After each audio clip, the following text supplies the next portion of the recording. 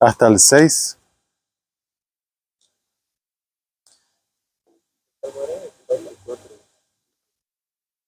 ¿Quién subirá al monte de Jehová? ¿Quién estará en su lugar santo? El limpio de manos y puro de corazón, el que no ha elevado su alma a cosas vanas, ni jurado con engaño. Él recibirá bendición de Jehová y justicia del Dios de salvación. El verso 6 dice: tal es la generación de los que le buscan, de los que buscan tu rostro, oh Dios de Jacob. Amén. En estos días el Señor nos hablaba respecto a este pasaje que está en el verso 6. Dice: tal es la generación de los que le buscan, de los que buscan tu rostro, oh Dios de Jacob. ¿Podemos hacer una oración más? Amén. Amén. Señor, ven a despertarnos, a avivarnos espiritualmente y aún físicamente. Saca todo cansancio para que nuestro hombre interior, sobre todas las cosas, pueda ser fortalecido, Señor. Señor, es tu palabra y queremos estar atentos a lo que tú nos quieres hablar. Por eso, Señor, nos humillamos delante de ti y pedimos que tu Espíritu Santo pueda hablar y sembrar tu palabra misma en cada corazón. Clamamos a ti, Señor, socórrenos de nuestra condición. Amén. En este primer día de la semana, donde el Señor siempre hace nuevas todas las cosas. Queremos por la fe ingresar en ese ámbito espiritual, en esa región espiritual donde todo es nuevo, donde estamos en Cristo. Queremos ser esta generación que buscan tu rostro, Señor. En el nombre de Jesús, Padre, oramos. Amén. Amén. Realmente estamos agradecidos porque ya hace un tiempo el Señor había preparado este momento, donde de diferentes lugares estamos reunidos, ¿no? Y este versículo, el versículo 6, donde dice: tal es la generación de los que le buscan, de los que buscan tu rostro, oh Dios de Jacob, nos muestra que siempre el Señor tuvo un remanente. No siempre el Señor utilizó la mayoría, ¿no?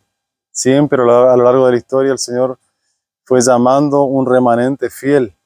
Aún, por ejemplo, no sé si ustedes recuerdan cuando el profeta Elías, el gran profeta de Dios, ¿no? Él dice: Señor, soy el único que está acá. Mira cómo está tu pueblo. Mira cómo está la iglesia. Mira cómo, ¿no? Y el Señor le dice, ¿qué dice Pablo, ¿no? En Romanos 11? ¿Qué le dice la divina respuesta? No es así, Elías. Yo me he reservado un remanente fiel. Yo me he reservado un remanente de 7,000 hombres que no han doblado su rodilla ante Baal. Y también en esta generación el Señor quiere levantar un remanente. Él hace un llamamiento a todos, es nuestro Padre de amor, es un Dios de misericordia. Pero los que reciben y atienden ese llamamiento y se alistan, reaccionan a ese llamamiento espiritual, Dios tiene camino con ellos. Y podemos decir que ellos son el remanente, ¿sí? Y acá la pregunta es, desde el versículo 3 en adelante: ¿quién subirá al monte de Jehová? ¿Y quién estará en su lugar santo? El 4 responde diciendo que el limpio de manos y puro de corazón.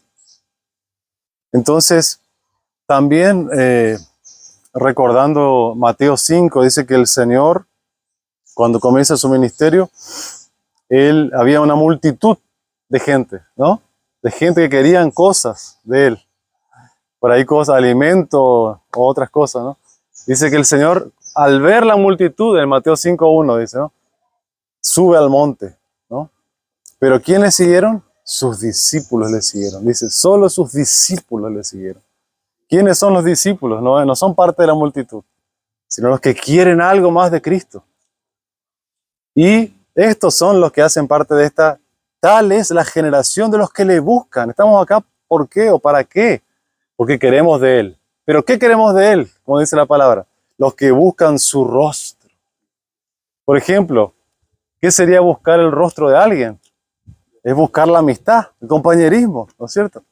Quiero hablar con mi hermano, hermano, ¿no es cierto? Buscar el rostro, es decir, la presencia, la persona, ¿no?, de tu amigo. Y así es esta generación que busca ser amiga, ¿no?, de Dios.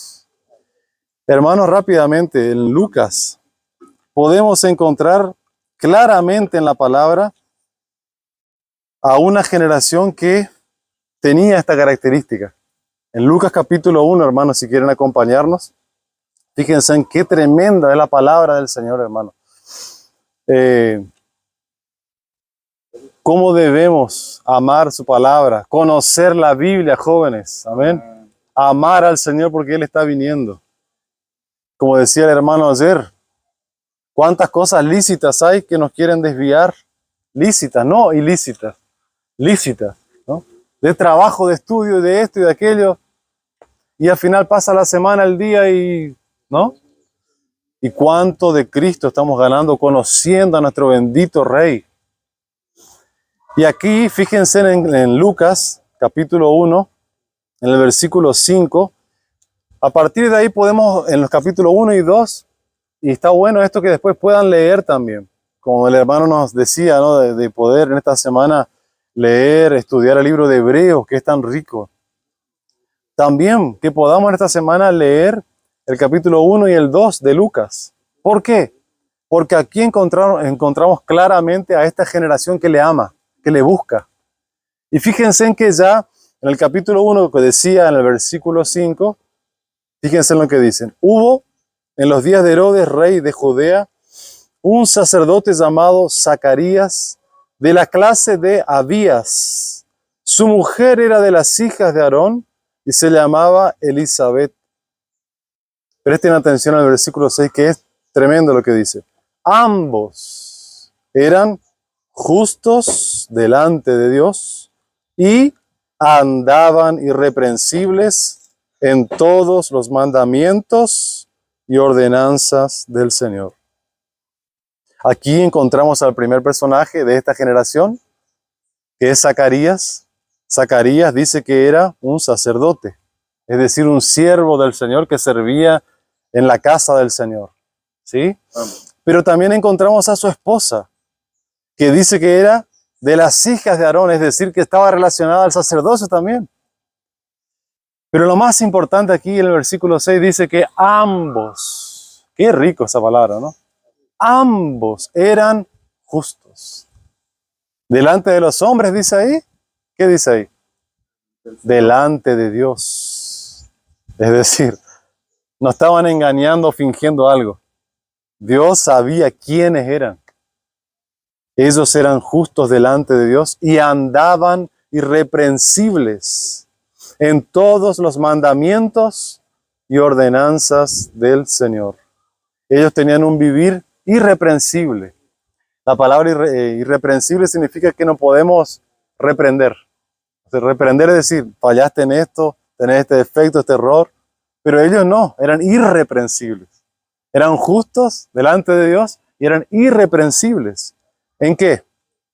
En la palabra del Señor, en las órdenes, en los mandamientos que el Señor había dispuesto para su pueblo. Hermanos, en esa generación tan negra de la historia, porque el sacerdocio estaba caído, Dios encontró a un matrimonio. Aleluya. Encontró a dos. El número 2 siempre tipifica en la Biblia testimonio. Siempre el Señor decía, por ejemplo, en el Antiguo Testamento, cuando iban a la guerra, que cuando uno del pueblo de Israel estaba queriendo batallar, huirían 1000. Pero con 2, ¿cuánto huirían? ¿2000? Ahí dice, con 2 huirían 10.000. Entonces, después el Señor manda de 2 en 2, ¿no? Y en el Nuevo Testamento siempre hay apóstoles, profetas, maestros, de 2 en 2, compañerismo. Qué tremendo eso. Y aquí encontramos a un matrimonio. Si no somos casados todavía, podemos encontrar a un amigo, a un hermano. Ambos eran justos, irreprensibles delante de Dios y querían, ¿no es cierto? Temían a la palabra del Señor, guardaban en su corazón la palabra. Y ahí el Señor comenzó a moverse. ¿Por qué?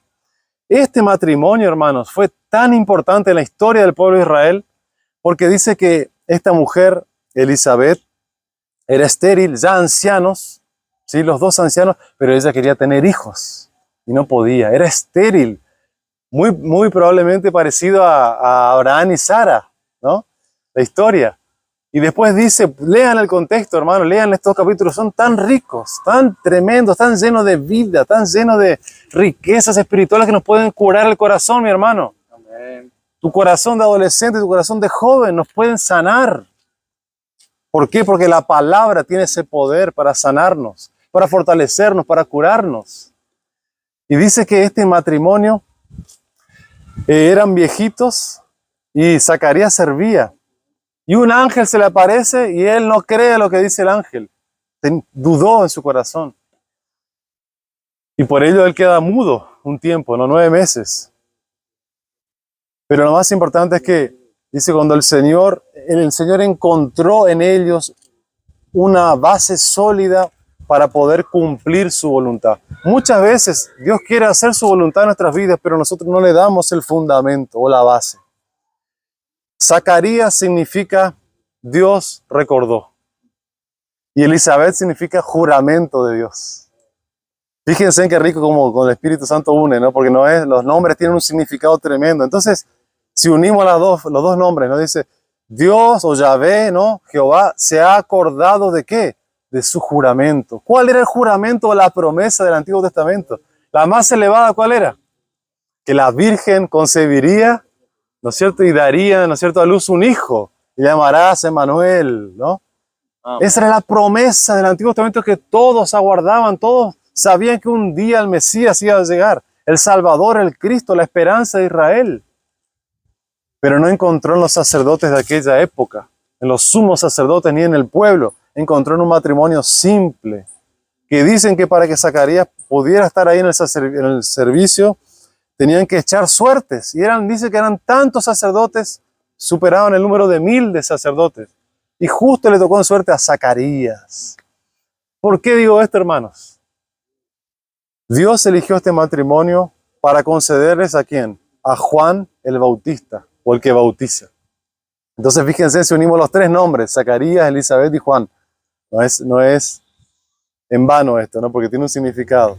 Jehová se ha acordado de su promesa o de su juramento. Juan significa el favor de Dios o la gracia de Dios. Entonces, Jehová se acuerda de su juramento y concede a un matrimonio que temía la palabra del Señor, les concede un favor. ¿Por qué el Señor a veces no nos concede favores? Porque nosotros no somos irreprensibles en su mandamiento, en su palabra. Tenemos un corazón que sí cree como Zacarías, pero tiene dudas aún de la palabra. Y este matrimonio, hermanos, gracias a Dios que encontró este matrimonio. Porque fue a través de este matrimonio que levantó al precursor, a este tremendo predicador, Juan el Bautista, que abrió el camino para el Señor, ¿no es cierto? Después, la tercer y cuarto personaje, encontramos a María. Fíjense, solamente para resumir, en el versículo, capítulo 1, seguimos. En el versículo 27 dice que, 26 podemos leer, ¿no? Dice, al 6º mes el ángel Gabriel fue enviado por Dios a una ciudad de Galilea llamada Nazaret, a una virgen desposada con un varón que se llamaba José, de la casa de David, y el nombre de la virgen era María. El Señor quiere revelar su voluntad a personas que son puras. María era una hermana pura, tenía pureza. Por eso dice que encontró una virgen desposada. Es decir, Dios busca en esta generación también, esta es la generación de los que le buscan, ¿no? Dice. Y acá estamos viendo un poquitito rápidamente para no compartir mucho, ¿no? Pero María era alguien que era pura. Por eso Dios encontró a esta hermana, una virgen. Dios quiere que seamos puros de corazón. Dios no puede contar con gente que no es pura. Y en el versículo 30 dice, María, no temas. Esta virgen, esta pura, halló gracia delante de Dios. halló gracia. Entonces, la característica de María, santidad para el Señor. José, sabemos que tuvo temor, en Mateo dice eso. Y José se quiso apartar de ella, pero un ángel le aparece en el sueño y le dice, no temas. Y José, ¿qué hace? Obedece. Obedeció a la palabra del Señor. Él podía haber huido. Entonces encontramos otro matrimonio que obedeció al Señor. Primero Zacarías y Elizabeth. Ahora encontramos a José y encontramos también a María. Aleluya, hermanos. Que el Señor nos abra el entendimiento y nos abra el corazón para que estas semillas puedan producir fruto en nuestros corazones. Hay muchas riquezas de esta generación que le busca y que le ama. Para que seamos tal cual es. ¿Por qué? Porque, hermanos, estamos realmente a las puertas de la venida del Señor, de la segunda venida del Señor. Y esta generación fue la generación que aguardaba la primer venida del Señor. Qué tremendo, ¿no? Entonces, no es por acaso, ¿no es cierto?, que el Espíritu Santo deja esto registrado para poder escribir en nuestro corazón, para que cada uno de nosotros seamos también, tengamos también estas características. Después también encontramos, hermanos, fíjense en cómo sigue. Encontramos en el capítulo 2 a unos pastores, en el versículo 8, que dice que esos pastores, ¿qué hacían? ¿Qué dice el versículo 8? Ellos velaban y guardaban las vigilias de la noche sobre su rebaño. La característica de estos pastores, estaban velando, estaban vigilando. ¿Cuánto nos falta velar? ¿Cuánto nos falta vigilar más sobre la persona, sobre el hermano que el Señor nos encomendó? Ya sea en la oración, ¿no es cierto?, en la intercesión, ya sea en visitar a nuestro hermano. Estos pastores estaban cuidando de las ovejas que el Señor les había encomendado. ¿Y nosotros? ¿Será que estamos cuidando de aquello que el Señor nos ha encomendado? Dice en el versículo 16 que cuando reciben, primero en el versículo 10, dice, no temáis. El ángel les dijo, no temáis, porque aquí os doy nuevas de gran gozo que será para todo el pueblo, que os ha nacido hoy en la ciudad de David un Salvador, que es Cristo el Señor. Al recibir la palabra, hermanos, ellos, ¿qué hacen en el versículo 16? Ellos vinieron apresuradamente. ¿Cuál es nuestra característica, hermano, cuando recibimos la palabra del Señor? ¿Tenemos la misma reacción que estos pastores? Ver apresuradamente ¿qué me está hablando el Señor ahora? ¿Qué nos dijo el Señor ayer, por ejemplo? Que esa generación no pudo entrar, la de Israel, en la buena tierra, porque no acompañó la palabra con fe.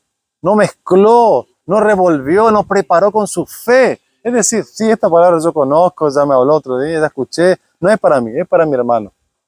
Pero si el Espíritu nos está queriendo hablar lo que nos habló ayer, lo que nos habló hoy en la mañana, lo que nos está hablando a través de los cánticos, a través de compartir con nuestros hermanos, el Espíritu ya nos habla. Y mucho más ahora, debemos creer su palabra, creer a su promesa. Estos pastores dicen que vinieron apresuradamente y por ende hallaron a María y a José y al Mesías, a Cristo. Hallaron a Cristo porque tuvieron una reacción rápida, pronta, apresuradamente. Qué tremendo, hermanos. Esa es la característica de los pastores. Después también recordamos que encontramos a Simeón en el versículo 25 del capítulo 2. Dice que este Simeón, dice así, y aquí había en Jerusalén un hombre llamado Simeón, y este hombre era justo, justicia y piadoso, expresaba a Dios realmente. Pero tenía una característica principal. Dice, esperaba la consolación de Israel.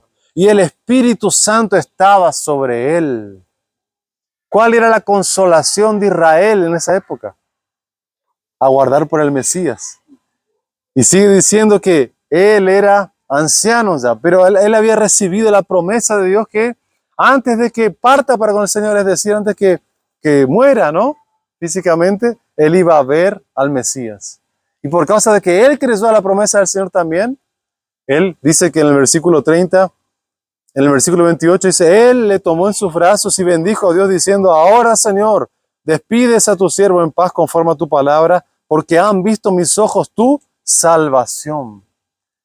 ¿Se dan cuenta, hermanos, que si Dios encuentra en nuestro corazón lugar para sembrar su promesa, su palabra. Y nosotros creemos también.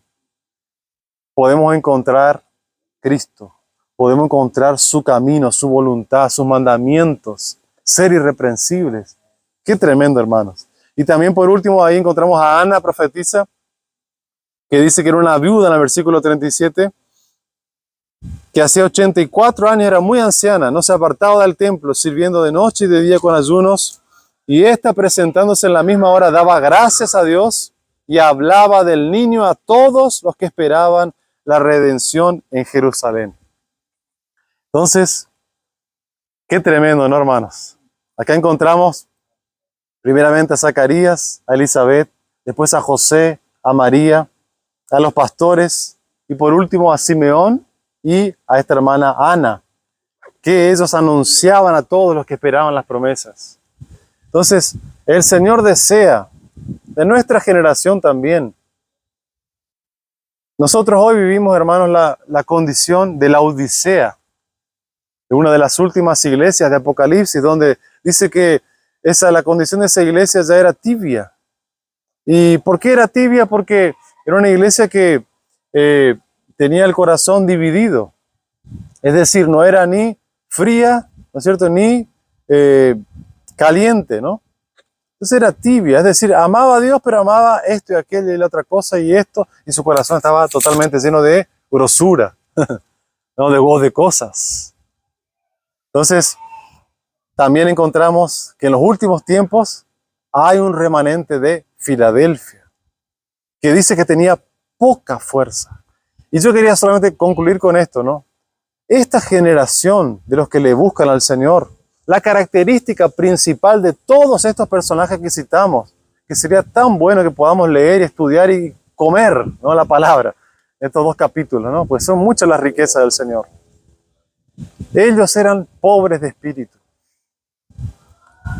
Esa era la principal característica de esta generación. Hermanos, María, José, eran pobres, literalmente hablando. José era carpintero, sabemos. Vivía del día a día. María era una virgencita más o menos de 15, 17 años, dicen los estudiosos. O sea, alguien que todavía estaba entrando en la juventud recién. Pero María creyó en la promesa del Señor. Creyó en la palabra del Señor. Ellos eran pobres, pero ellos creían en la palabra del Señor. El Señor dice así que Dios habita en la altura y en la santidad, pero también Él habita con el quebrantado y humilde de espíritu. Entonces, examinémonos, hermanos, ¿cuál es nuestra condición? Todos nosotros tenemos por naturaleza esa enfermedad que nos hace soberbios, o altivos, o orgullosos. ¿No es cierto? Pero también tenemos al que es humilde, Él dijo así, venid a todos los que están cargados, ¿no? Y vengan y aprendan de mí que yo soy, ¿qué cosa? Manso. ¿Y qué? Humilde de corazón. Y aprendiendo de mí hallaréis descanso para vuestras almas. También tenemos nuestro corazón a este que es humilde, que es manso de corazón. Y estos hermanos tenían esa principal característica. Todos ellos eran pobres en espíritu. ¿Cuál es la característica de alguien que es pobre? Y aquí cuando leemos, por ejemplo, Mateo 5:3, dice que Jesús dice, bienaventurados todos los que son los pobres en espíritu, porque de ellos ya es el reino de los cielos.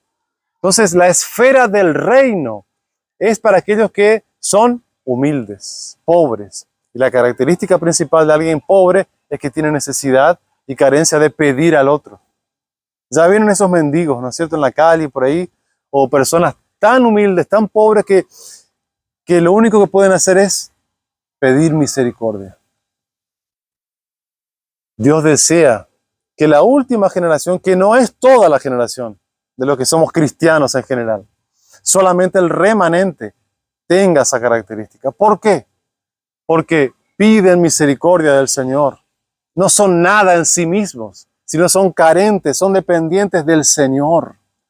Y el Señor les puede decir una palabra a sus discípulos. Sin mí, nada podéis hacer. No les dijo a la multitud, sin mí, nada podéis hacer. ¿Cuántas cosas hacemos sin el Señor en el día a día? cuántas y cuántas, ¿no es cierto? Pero el Señor dice, sin mí nada. Es decir, que todo lo que hacemos fuera del Señor no tiene valor para nuestro Padre. Pero todo lo que hacemos en carencia, en dependencia, en humildad, en dependencia total del Señor Jesús, eso sí cuenta para nuestro Padre. Por ejemplo, ahora, hermano, nosotros estamos escuchando la palabra, le estamos pidiendo al Señor, Señor, háblame algo, por favor. Esa es la característica de alguien pobre y humilde de espíritu. Señor, que no caiga la palabra, otra palabra de tu riqueza a la tierra, que caiga en mi corazón. Amén. ¿Por qué, hermano, estoy diciendo esto? Porque la segunda característica de todos estos personajes era que ellos guardaban su palabra. Ellos temían a la palabra del Señor. El hermano hoy decía cuán tremendamente es esto, ¿no? Cuán verdadero es que el Señor sustenta todas las cosas con la palabra de su poder. Nosotros estamos de pie hoy, tenemos salud, no sabemos mañana qué nos va a pasar. Hoy estamos aquí miren este hermoso lugar, este ambiente que el Espíritu Santo, miren, necesitamos ventilador, hermano. Él es el viento del Espíritu que nos quiere soplar, avivar, despertar del sueño, del mundo. Pero Él desea y necesita personas que sean como Juan el Bautista. En el capítulo 3 de Lucas comienza diciendo así, hermanos, si quieren leer también después.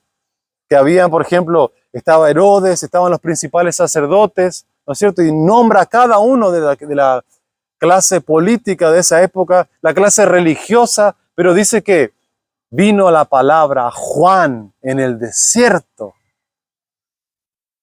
El Juan, que significa la gracia de Dios o el favor de Dios. ¿Por qué? ¿Por qué? Porque él estaba apartado y él quería oír la palabra del Señor. Él no estaba mezclado con la religiosidad, no estaba mezclado con nada del mundo. Entonces ahí el Señor encuentra camino para que la palabra de Dios pueda caer sobre el corazón de Juan el Bautista. ¿Y saben qué, hermanos? Qué tremendo esto, hermano. Juan el Bautista produjo un avivamiento. ¿Saben lo que es un avivamiento, no? Habacuc, por ejemplo, ¿no? Dice en el Antiguo Testamento, Señor, aviva tu obra. He oído tu palabra y temí. Le dice, aviva, en el medio de los tiempos, aviva tu obra. Avivar. Pablo también le dice a Timoteo, te aconsejo que avives el fuego del don de Dios que está en ti por la imposición de mis manos. Entonces, fíjense que esa palabra era para un joven Timoteo. Y el Espíritu Santo quiere, hermanos, que cada uno de nosotros individualmente nos avivemos. Avivar significa avanar también, algo que está por apagar. Hermanos, cómo el mundo es terrible, ¿no? Y desea apagar el fuego del Espíritu que está en nosotros. Pero Juan el Bautista era un nazareo. Número 6 dice eso, hermano. Es tan rico, ¿no es cierto, hermano Javier? Para ir estudiando y preparando la palabra, nos vuelve, en el sentido positivo, locos de amor por Cristo, hermano. Nos llena de espíritu. Nos llena de vida. La palabra tiene ese poder por sí misma. Y este Juan el Bautista era un nazareo. Y dice que los nazareos eran sacerdotes que entraban por la puerta lateral cuando el sacerdocio en general estaba corrompido, sucio. No agradaba a Dios. Entonces Dios llamaba. Si alguien me quiere servir, hermano.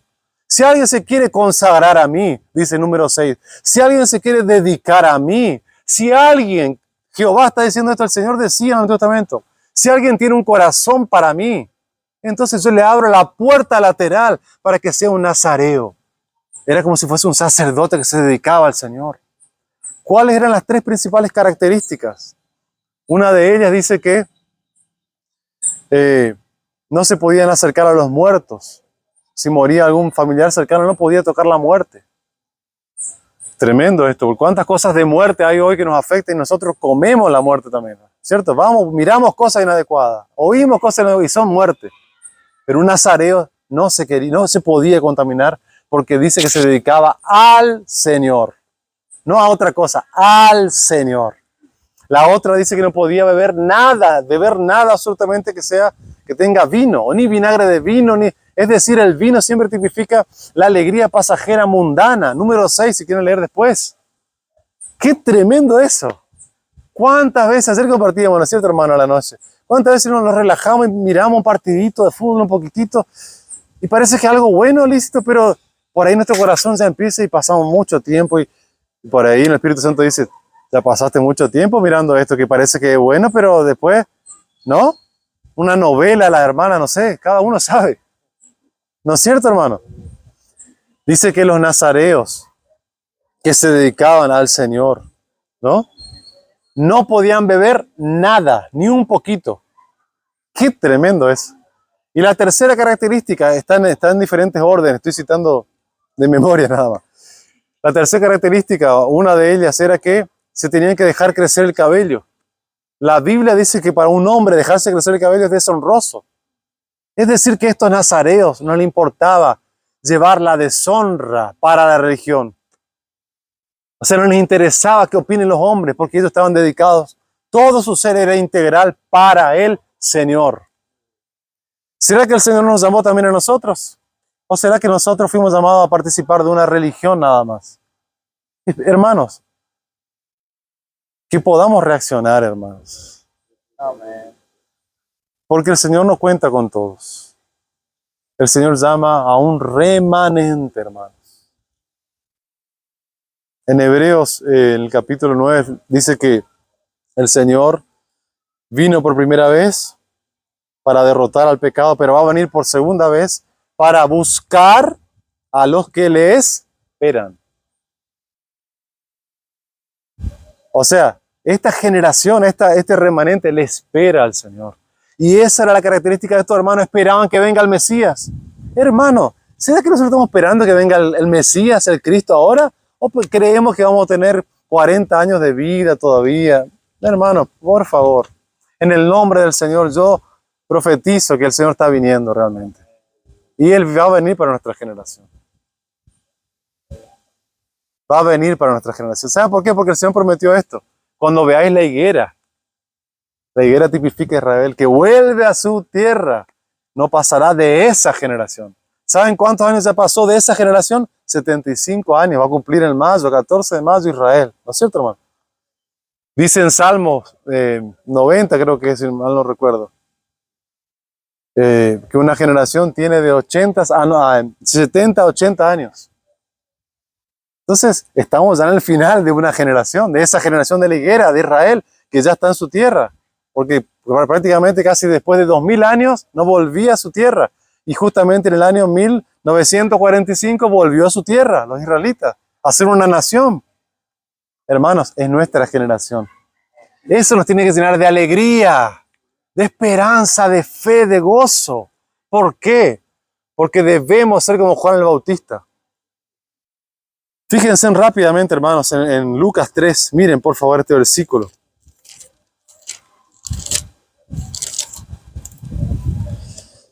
Es la palabra que estaba diciendo. Lucas 3. En el versículo 1 habla, rápidamente vamos a leer para poder ver. Lucas 3:1 dice, en el año 15 del imperio de Tiberio César, siendo gobernador de Judea Poncio Pilato, Herodes tetrarca de Galilea y su hermano Felipe, tetrarca de Iturea y de la provincia de Traconite, y Lasanías, tetrarca de Abilinia, y siendo sumos sacerdotes, la parte religiosa, Anás y Caifás. Ahí fíjense en esa frase, vino palabra, la palabra ahí en el original es palabra rema, palabra actual. ¿Para quién? Palabra de Dios a Juan, hijo de Zacarías, ¿a dónde? En el desierto. Si queremos que la palabra llegue a nuestro corazón, tenemos que apartarnos, es decir, creer que la palabra es para nosotros y no estar mezclado como estos sumos sacerdotes que se corrompían. Apartarse para el Señor. ¿Cuánto le dedicamos nuestra semana al Señor? Un día no le podemos dedicar al Señor, pero no un día de participar en las reuniones nada más. Un día de ayuno, un día de búsqueda de palabra, un día de buscarle a Él su rostro. ¿Será que eso es mucho, hermano? Juan el Bautista estaba integral en el desierto. Él era alguien totalmente separado. Dice que comía langostas y miel silvestre. Y que su ropa era vestidura de cuero, ¿no es cierto, hermano? ¿No? Era alguien que, y dice que, fíjense, podemos encontrar, y eso me impresiona, hermano.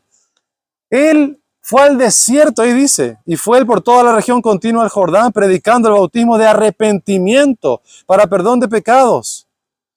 Y fíjense como está escrito en el libro de las palabras del profeta Isaías, que dice, voz del que claman al desierto, preparad el camino del Señor. Esta voz también está diciendo hoy, preparen el camino al Señor, enderecen sus sendas.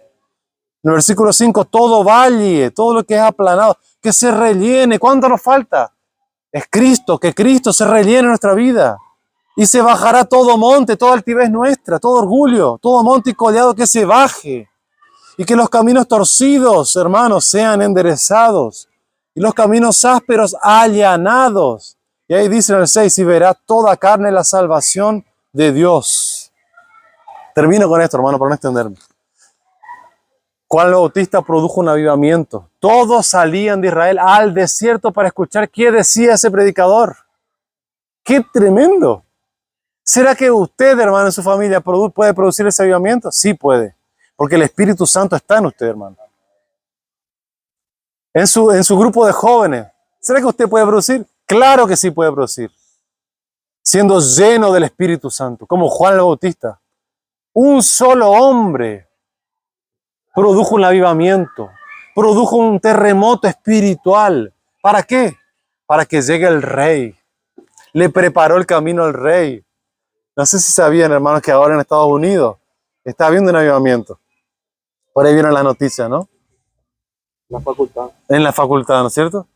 Ya hace no sé cuántos días que están, dice que comenzó un grupo de jóvenes, terminó un culto normal y continuaron orando, adorando. Y siguieron la noche y vinieron, hermano, el otro día y continuaron sin parar. No sé cuántos días van. Hoy vimos a la mañana, ¿no es cierto? Que continúan todavía. ¿No es cierto? El Señor está haciendo avivamiento en cada parte de la tierra. Y Él quiere hacer en nuestro corazón también, hermano. Él puede avivarnos, despertarnos del sueño, de la religiosidad que nosotros mismos nos preparamos, hermano. Él juntó 2 o 3 reunidos en su nombre y no paran de adorar, de orar. Eso ya pasó también en la historia de la iglesia varias veces.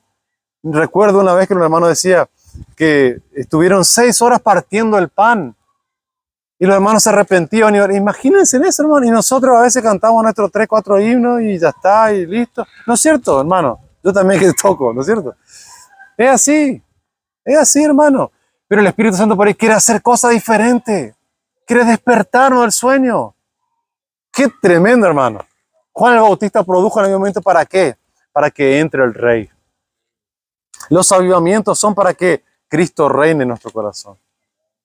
Él desea traer su reino para poder quitar las filosofías mundanas que hoy en la facultad están. ¿No es cierto, hermano, lo que están estudiando en la facultad? Cuánta cosa contraria a la palabra del Señor, ¿no es cierto?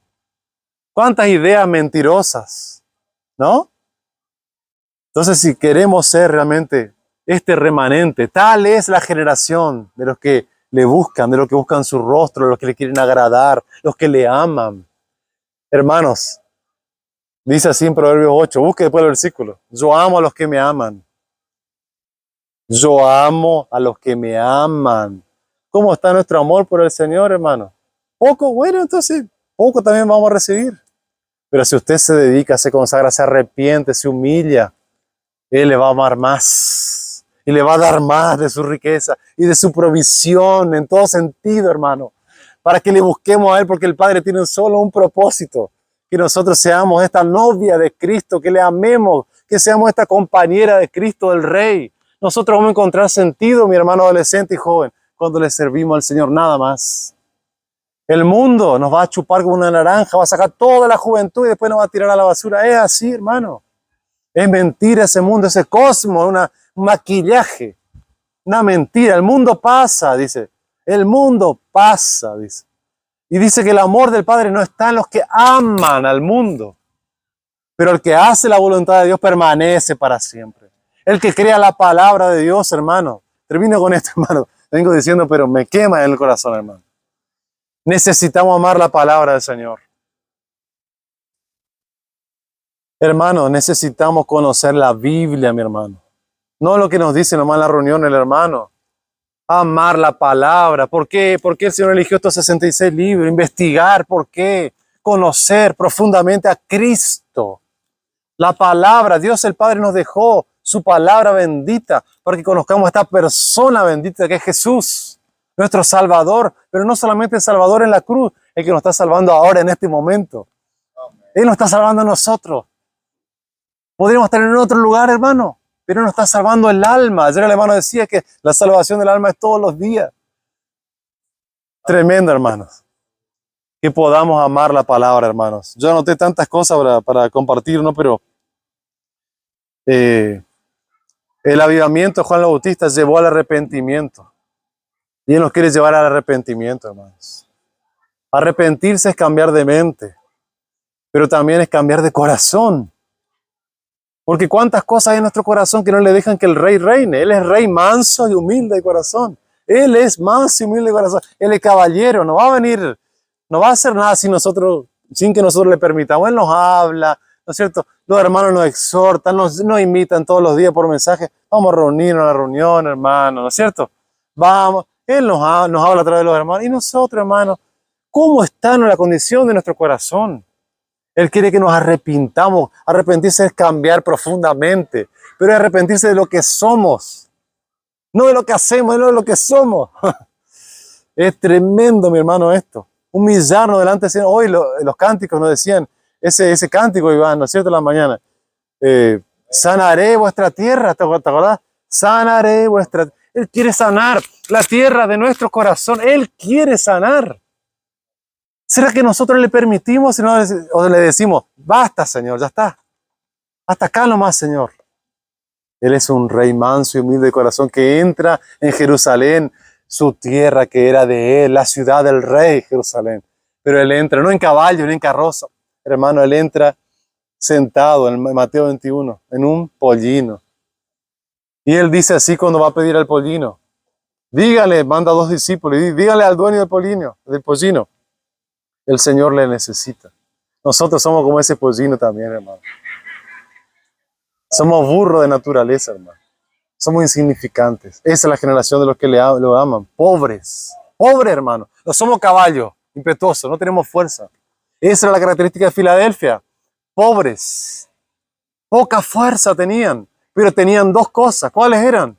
Tenían su bendito nombre y tenían su bendita palabra. ¿Qué le hacía falta? Nada más. ¿Será que tenemos individualmente esa característica? Su nombre. ¿Será que tenemos la presencia del Señor? ¿Le tememos, le honramos a Él? ¿Será que tenemos su palabra? ¿Qué esa puede ser nuestra condición? Ellos tenían una puerta abierta. ¿Por qué? Porque eran pobres. Dios se da a los pobres, no a los soberbios. Los que son ricos, dice María profetizando, envió vacíos. Pero los pobres o los humildes colmó de bienes. Amén, hermano.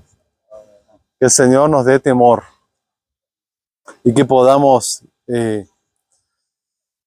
temer la palabra. El hermano Romeo Bornelli hace varios años está yendo a Chile y son como 400 jóvenes que se reúnen allá. ¿Saben lo que el hermano les da a los jóvenes? Para ser libres del mundo, libres de tantas cosas que hay. ¿Saben lo que le da? La palabra. No la palabra teórica, la palabra pura del Señor. Que los jóvenes conozcamos la palabra, porque dice que la característica, ellos le han vencido al maligno. ¿Cómo? Porque, ¿cómo es? ¿Cómo es el versículo? Porque guardaban la palabra, ¿no es cierto? Temían la palabra. Entonces el Señor nos invita, hermanos, a ser estos pobres, humildes de espíritu, niños, que no sabemos nada, hermano. No sabemos nada, pero queremos a Él, queremos a Cristo, queremos leer los evangelios, queremos leer los salmos, queremos leer las epístolas, porque hay algo de Cristo ahí. Qué tremendo, hermano, que podamos realmente, muchas veces nos limitamos, ¿no es cierto, hermano?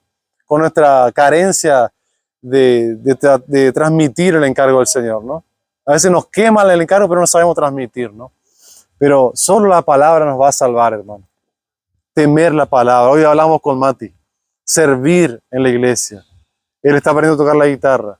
Hermano, eso fue lo que a mí me salvó. Mi hermano de sangre, Pablo, es el testimonio, a nosotros nos salvó. Servir tocando.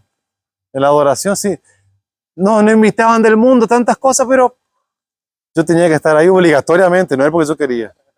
Mis padres nos obligaban a ir y teníamos que estar. Y eso nos salvó. Entonces, hagamos compromiso con el Señor, no con el mundo. El mundo, hermano, nos va a terminar expulsando y nos va a terminar realmente en una apariencia. Nos va a terminar traicionando. Ese es el mundo. Nos traiciona. Pero el Señor nos ama. El Señor nos dice que nos tiene en su mano derecha. Las ovejas, en Juan 10 dice que sus ovejas están en su mano, hermano. ¿Quién nos va a quitar de su mano, hermano? ¿Quién nos va a separar del amor de Cristo? ¿Será tribulación? Todos pasamos, hermano, ¿no? Y será tantas cosas, pero Él nos ama. Nada nos va a sacar de su bendito amor. Entonces que podamos amarle también, ¿no? Yo honraré a los que me honran, dice en 1 Samuel. Yo amo a los que me aman. Entonces ahí podemos entender que tenemos que también darle al Señor. Tenemos que reaccionar también, hermano. Amén. Vamos a orar, hermano. No sé si los hermanos también pueden compartir, pero siento la carga de orar.